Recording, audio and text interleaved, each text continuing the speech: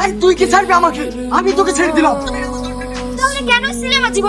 কি শোন, আমি তোকে প্রপোজ করতে চাইনি।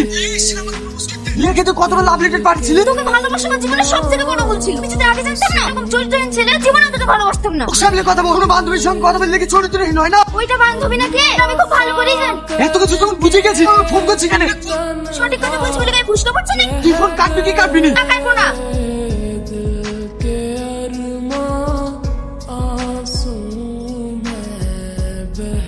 কি আপনি আর আপনি এই অবস্থা কি করে হলো? কথা বলেন কেউ আছেন? আপনার কিছু হবে না। আমি আপনাকে হসপিটাল নিয়ে যাবো। আমি বেশিক্ষণ বাঁচবো না। না আপনার কিছু হবে না।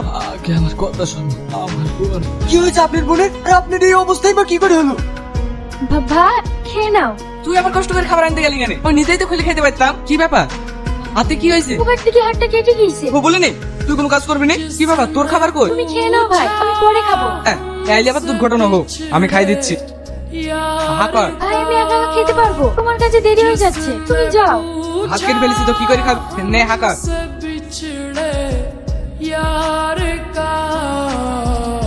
কি রে ঝুমা, আজ আবার কিনে আসলি?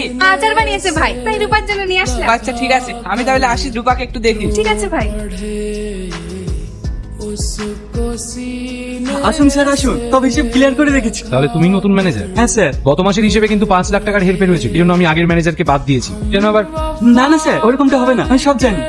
এই দেখুন স্যার, গত মাসে মালের স্টোর 12 টন, তো আমি হিসেবে পেয়েছি 11 টন, কিন্তু আপনার আগের যে ম্যানেজার ছিল সে 1 টন মালের টাকা খেয়ে নিয়েছে। স্যার বাঁচতে চললো, স্টেশনের কাছে যাবেন?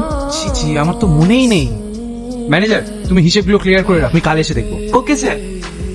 স্যার এবার কোথায় যাবেন? মিস্টার সেনের কাছে চল।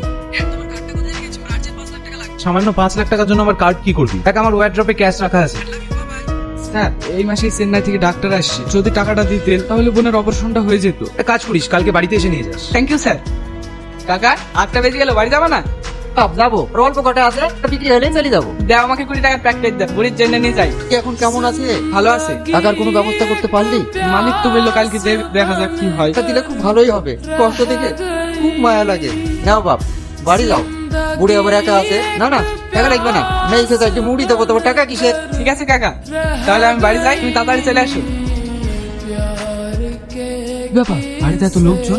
রূপা কি হয়েছে তোর? অর্পণ কারেন্টে শর্ট খেয়ে পড়েছিল, ঘুমা এসে ছাড়াই সময় মতো না আসলে আজ কি যে হতো। তো পড়ে যেতাম, আমি কেন যে বেঁচে আছি? আব্বা মায়ের সাথে যদি আমি অ্যাক্সিডেন্টে পড়ে যেতাম তাহলে খুব ভালো হতো। এই বুড়ি, এই পরে কথা বলতে গেলে তুমি মরে গেলে আবার কি হবে বলতো? ভাই কোনো বেঁচে আছে রে? যে ভাই ও টাকা ম্যানেজ করে তোর অপারেশন করবো, তুই আবার দেখতে পাবি। তুই মানুষ কবে হবি জানোয়ারের বাচ্চা? আমার একটা কথা শুনিস না? না কতবার বলেছি গাড়ি আস্তে চালাস, ড্রিঙ্ক করিস না, একটা কথা কানে যাই তো? যা এবার সামলা। তুই আমার কি আছে বলো? তার মতো আমাকে বাঁচিয়ে না, আমি কথা দিচ্ছি কোনো ড্রিঙ্ক করে গাড়ি চালাবো। কি করে বাঁচাবো? এভাবে লোকটাকে পিষেছিস? থানার বড়বাবু আমাকে ফোন করেছিল, এই নাম্বারটা ওরা সিসি ক্যামেরায় পেয়ে গেছে। তাহলে এখন উপায়? উপায় মাইক ফুট, ওর জন্য আমার রেসপেক্ট বলে কিছু থাকলো না। স্যার সেই টাকাটার কথা বলছিলাম। দেখতে পাচ্ছিস না এখানে পার্সোনাল কথা হচ্ছে? যা বাইরে যা। আরে থাম বোন, কিছু মনে করিস না, টেনশনে আছি তো। কাল বস। কেন কি হয়েছে স্যার? আর বলিস না, কাল রাতে অ্যাক্সিডেন্ট করে একটা মানুষকে মেরে ফেলেছি। আমার কাছ থেকে 5 লাখ টাকা ধার চাইছিলি, তোকে 10 লাখ টাকা দেবো। একটা ছোট্ট কাজ করে দিবি। কি কাজ স্যার? তুই থানায় গিয়ে বলবি অ্যাক্সিডেন্টটা আমার সাথে হয়েছে, যা আমি দেখে নেবো। না স্যার, এতে তো আমার জেল হয়ে যাবে, আর বাড়িতে অন্ধ বোন আছে, থেকে দেখবে। আমি কি মরে গেছি নাকি? এক্ষুনি কাজের মেয়েটাকে তোদের বাড়ি পাঠিয়ে দিই। জেলের কথা? আরে ও তো তোকে আমি 1 সপ্তাহের মধ্যে জেল থেকে ছাড়িয়ে নিয়ে চলে আসবো। প্লিজ তুই আর ডিসিশন চেঞ্জ করিস না, তুই চলে যা। কিন্তু কোনো কিন্তু নয়, তোর বোনের জন্য তুই এইটুকু করতে পারবি না? কতদিন অন্ধ হয়ে দিন কাটাবে বল? এদিকে বিয়ের বয়সটাও হয়ে গেল, তাহলে কেউ বিয়ে করবে? বার ভেবে দেখ, এই কাজটা করলে সবকিছুর সমাধানও হয়ে যাবে, আমার সম্মানটাও বাঁচবে। ঠিক আছে স্যার, শুধু আমার বোনটাকে একটু দেখি, ও ছাড়া আমার পৃথিবীতে আর কেউ নেই। তুই নিশ্চিন্তে থাক, বোনকে আমি আমার নিজের মেয়ের মতো খেয়াল রাখবো। অনেক করে ঝালমুড়ি বিক্রি করছিল, আমার আব্বা ইচ্ছাকৃতভাবে খুন করা হয়েছে। সে আমার আব্বাকে খুন করেছে, আর তার শাস্তি হয়েছে।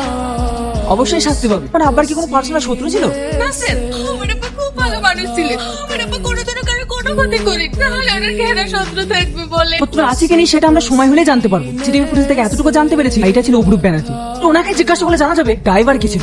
আমি ছিলাম, এটা আমার সাথে হয়েছে। আমার আব্বাকে মেরেছে, ওখানে ছিল আমার আব্বা। তুই আমার স্বামীকে মেরেছিস, আমার স্বামী তোর কোনো ক্ষতি করেনি, তাহলে কেন মেরেছিস? বল। এবার আমার বোনের বিচার চাই। কে আপনি? ওখানে দাঁড়িয়ে কি করছেন? জানোয়ার আমার আব্বাকে মেরে ফেলেছে, আমাদের কে দেখবে, ওরা আমি আছি, আমি দেখবো তোদেরকে। টাকা আমি আমার বোনকে পৃথিবীর আনতে হইতে চাই না। আমার বোনের চিকিৎসার জন্য দিন রাত পরিশ্রম করবো। সত্যি ড্যাড, বুদ্ধির জবাব নেই। তো বড় একটা ব্যাপার তো সহজে হ্যান্ডেল করে নিলে। এই জন্যই তো আমি তোর বাপ। আচ্ছা ড্যাড, তুমি কি সত্যি ওকে জেল থেকে ছাড়াবে? তোর কি মনে হয় আমাকে পাগলা কুকুরে কামড়েছে ওকে জেল থেকে ছাড়াতে যাবো? তার মানে ওর ফাঁসি নিশ্চিত। তাহলে ওর বোনের অপারেশন? ওর ভাইয়ের ফাঁসি হবে, এইসব দেখে সহ্য করতে পারবে? জন্যই ভাবছি অপারেশনটা করাবো। অপারেশন না করালে ওর বোনকে দেখবে কে? কেন, তুই দেখতে পারবি না? শিক্ষকা আরে ছি ছি ছি ছি, আপ হয়ে ছেলেকে উপদেশ দেওয়াটা ঠিক হচ্ছে। ওই মেয়েটাকে তুলে নিয়ে কাজে লাগবে।